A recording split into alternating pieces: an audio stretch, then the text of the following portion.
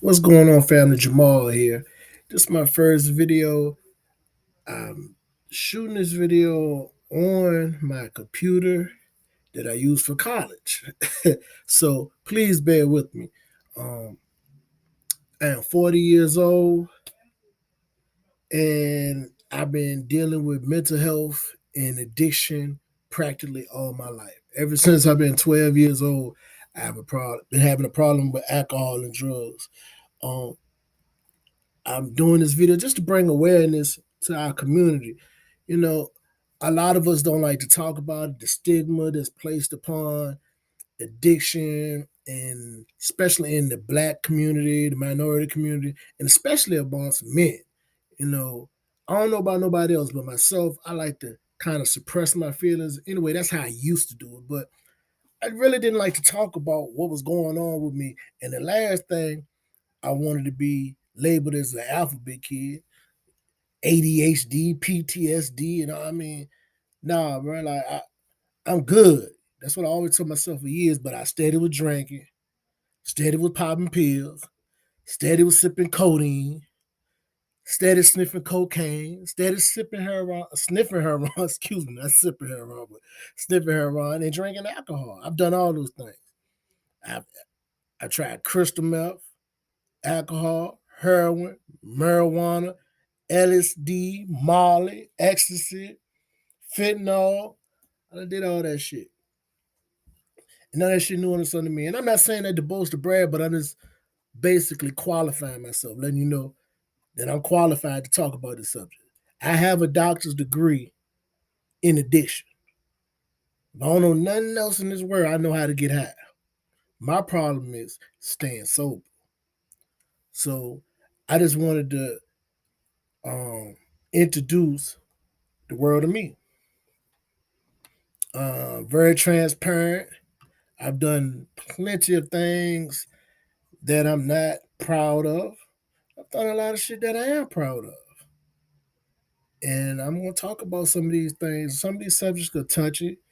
Um, I'm the type of person I can agree to disagree. One thing I do know today, I can't change people, places, or things. I meet people where they at, and I respect everybody.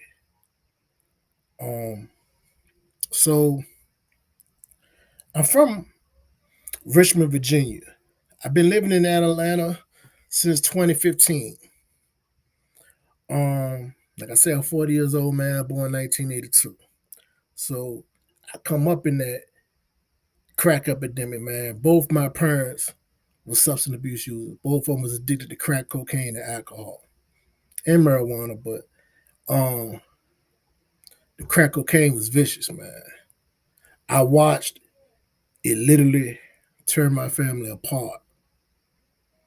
Um, I remember growing up as a kid and having all types of toys and all types of stuff, man.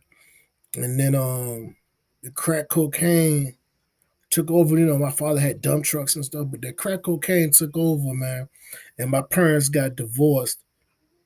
Um, and I want to say it was 88 or 89. They used to always fight. I remember my mother having to sleep in the room with me at night because my dad would beat her.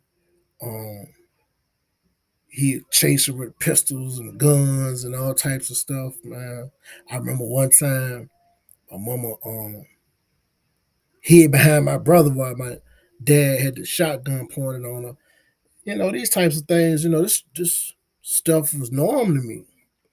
And today I know that's trauma. That's acute trauma. That's not normal. But anyway, dealt with that. I remember the sheriff coming out to the house, man, and making my dad leave, escorting him off the property. And it ain't funny, but I remember my mama whooped my dad ass. My dad got out on my mom, but I remember that last time they went in. He was fucked up and she had black eye. It was just ugly, man. It was ugly, man. During this time, also, I was sexually abused as a child by my mom's best friend's son. And it took me till I was about 35 to talk about that. And, you know, where I lived at, I was actually born in Richmond, Virginia, but our house was in Chesterfield. And my grandfather had land, and we lived next door to my grandfather's house, and my aunt lived across the street.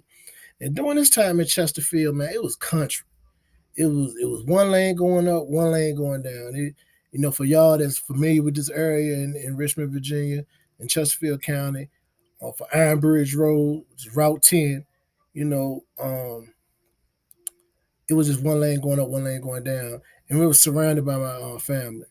I had no next door neighbor, I had no friends to play with, so I played by myself. My brother, which is 9 years older than me, I mean, we kick it and play, but it really wasn't much.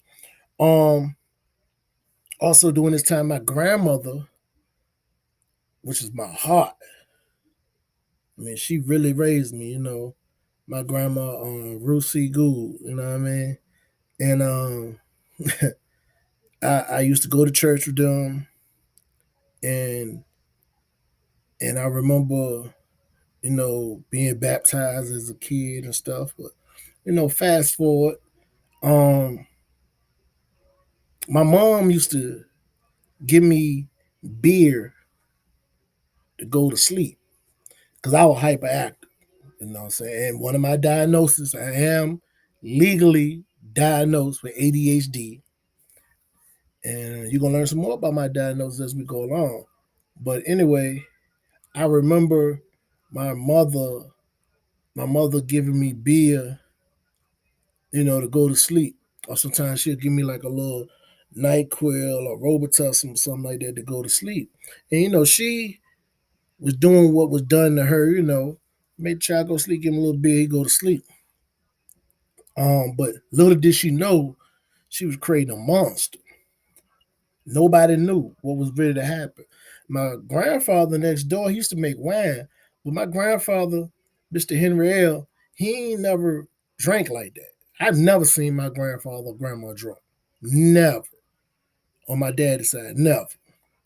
And they used to drink just to taste the wine, just to test it. So they wouldn't get drunk; they'd just test it.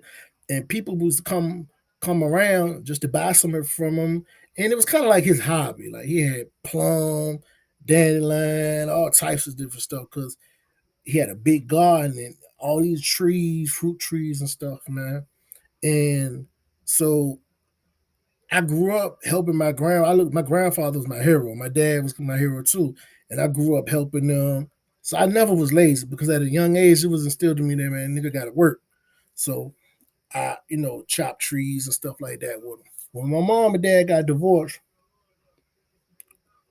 my dad stayed in the county, and I moved with my mom in Richmond. And we living in Richmond, living in my grandmama's house. My grandmama lived in north side. It's an area, it's a hood called Fairfield Court. And I lived in my grandma house. In the backyard was the projects, and in the front yard was the Henrico County. But anyway, so I grew up listening to gunshots and car stereo systems. So during this time, it's like me, my grandmother, grandpa, my aunt Terry, my uncle Kevin, my uncle Tony, Nisha, and Monty. It's all nine, 8 or 9 of us, and my mama. So it's like 9, 10 of us in one house. And the house only got 2 bedrooms. But we turned it into a bedroom. So really it's like 3 bedrooms. All us in there, man. That's how we came up. You know what I mean? So me and my cousin Monty, which is like my best friend, he got me about 3 months. He was a little more wilder than me and off the chain. We basically used to stand outside the grocery store. It used to be a grocery store. It's called Swartz. And it used to be Coslows. And we used to stand outside of it and take people bags to their cars. And then the little money we would save up, we'll go across the street to Church's Chicken, and we get us some chicken, and we had to eat because if not, man, you go home, grandma gonna cook some beans, greens, or nick bones. That's all she knew, man.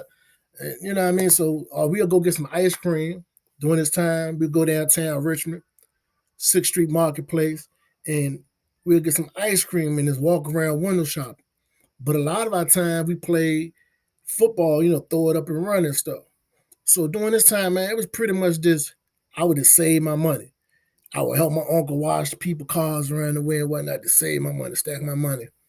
And I run a little errands for my uncle friends and stuff, and people in the neighborhood. They'll give me a couple of dollars and whatnot. And that was pretty much it. But during this time, my mom crack cocaine was real vicious. We talking about 91, 92, 90. Crack was off the chain, bro. Like people that had that normally seen driving nice cars won't like that no more. Your homeboy mama that she kept the house clean and she's a strawberry. She out there tricking, you know what I mean? It was crazy. During this time, I was able to see some of my homeboys getting money. Like, man, where you get this money from? So my mom get put on my we get put on my grandma, her mom, grandma get the fight, and we get put out their house. Then we move over deeper in the church here um on 29th Street off of Venable Street.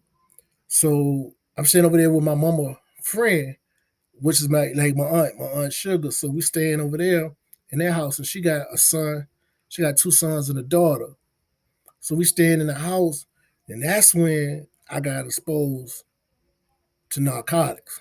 I remember one time finding, I thought it was just white rocks in the drawer, and I threw that shit away, man. I told my mom, and my mama went, "Oh," she was like, "Where that?" But she ain't beat me or nothing. But she was just like, "For now, if you find something, whatever." And was what it was, man. You know what I'm saying? And that's when I knew that was something illegal. And I remember seeing my mom. They'll go in the room and basically be in the room all day, and they come out eyes all big and shit. You know what I'm saying? So I knew they were doing something, voice sounding all funny. Well, during this time, me and my homeboys, time I was like, I probably was like 10, 11, 12. And I kind of started smoking. I started smoking weed then with my homeboy Lawrence. We started smoking weed. And after doing this, I um I remember wanting to sell weed.